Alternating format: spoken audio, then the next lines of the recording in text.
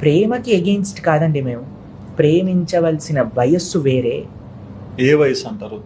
ఎప్పుడైతే you start earning your money, when you settle in your life, అప్పుడు ఆలోచించు ప్రేమ పెళ్లి గురించి.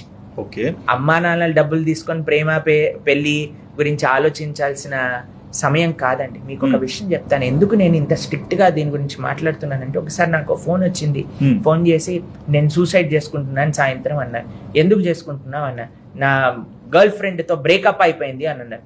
బ్రేకప్ అంటే ఏంటి అని అడిగాను. మేము విడిపోయాము అని. ఏమైంది అని అంటే, నేను తిట్టాను, ఒక్కసారి తిట్టంగానే నాతో బ్రేకప్ అయిపోయింది. నువ్వెవరు తిట్టడానికి కావండి అని అడిగాను. ఏం హక్కు ఉంది నీకు తిట్టడానికి? సరే ఇవన్నీ పక్కన పెట్టి నువ్వు ఏం చదువుతున్నావు అన్న. ఏమన్నాడు తెలుసా అండి, నేను 10th క్లాస్ చదువుతున్నాను అన్న. నేను అన్నాను, నాన్న నువ్వేం సూసైడ్ చేసుకోవాల్సిన అవసరం లేదు, ఈ విషయాలని మీ అమ్మా నాన్నకి చెప్పు, వాళ్ళే చేస్తారు నీకేం చేయాలో అని చెప్పారు. అంతేలేండి. కాబట్టి అమ్మా నాన్నలు అంత కష్టపడి పిల్లల్ని స్కూల్కి పంపిస్తుంటే, కాలేజ్కి పంపిస్తుంటే, ఇంజనీరింగ్ చేయమను, మెడిసిన్ చేయమను పంపిస్తూ ఉంటే, మీరు ప్రేమ అనే పేరుతో అమ్మా నాన్నలు ఇచ్చిన డబ్బులు మొత్తం ఖర్చు పెట్టేసి ఎన్నో డిఫికల్టీస్ అండి. నేను నా ఇంజనీరింగ్ సమయంలో ఎంతమంది జీవితాలు పాడవటం నా కళ్ళారా చూశానండి. ఎంతమంది పిల్లలు, నా ఫ్రెండ్స్, బ్రిలియంట్ స్టూడెంట్స్, ప్రేమ పేరుతో, వ్యసనాల పేరుతో, డ్రగ్స్ అనే పేరుతో, బెట్టింగ్స్ అనే పేరుతో జీవితం మొత్తం నాశనం అయిపోయి ప్రేమకి ఎగెయిన్స్ట్ కాదండి మేము. ప్రేమించవలసిన వయస్సు వేరే. ఏ వయసు అంటారు? ఎప్పుడైతే you start earning your money, when you settle in your life, అప్పుడు ఆలోచించు ప్రేమ పెళ్లి గురించి.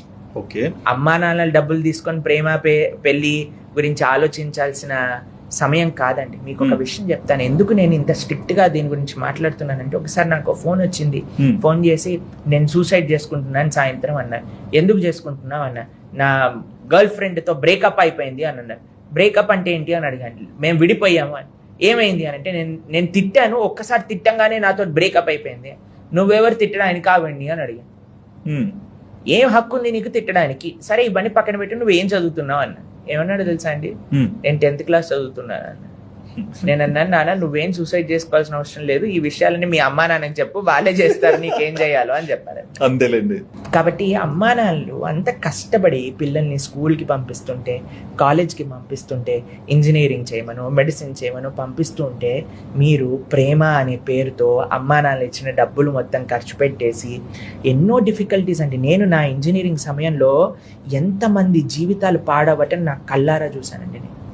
ఎంతమంది పిల్లలు, నా ఫ్రెండ్స్, బ్రిలియంట్ స్టూడెంట్స్, ప్రేమ పేరుతో, వ్యసనాల పేరుతో, డ్రగ్స్ అనే పేరుతో, బెట్టింగ్స్ అనే పేరుతో జీవితం మొత్తం నాశనం అయిపోయి